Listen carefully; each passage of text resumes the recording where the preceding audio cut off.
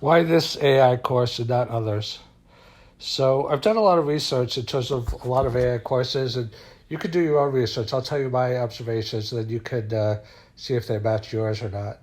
So there's a lot of good AI courses out there, and some of them have huge amounts of followers. But to my mind, and this is why I created my own course that's a lot different, there was a few things that were missing. So most AI courses that are most well known are more on the academic side, more on the scholarly side, more on the technical side. So let me explain what that means.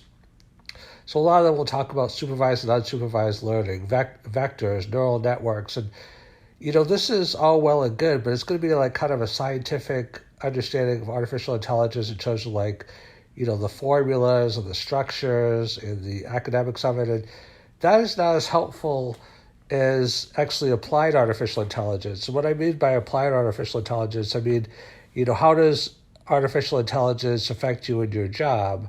How does it affect you in your business? How does it affect you in your home? How does it affect you in your relationship? So there's a huge difference between just an academic understanding of how AI is measured, in terms of neural networks or plasticity or, vectors and, all these technical things that give you kind of like an academic idea in terms of how AI functions, as opposed to actually learning how is Google using AI? How is Tesla using AI? How is Uber using AI?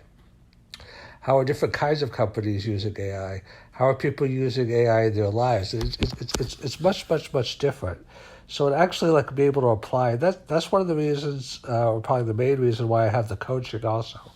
Because people, I got tired of studying AI. I love AI, but I'll be honest. I mean, I've studied AI for years and years and years.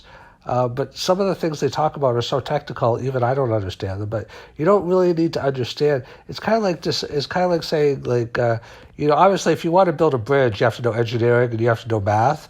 But you don't really need to know engineering and math to know AI, because you don't have to actually build a robot. You just have to understand what robots do and why they're important and the trends. See, what happens is academic research that's too scholarly, it talks about what exists, but doesn't talk about what it means.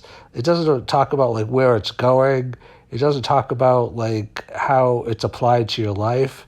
And that's just that's just boring. You could study a bridge and you can understand these are how the steel structures are built. This is the engineering details. This is the angle of the bridge. This is how much weight it can support.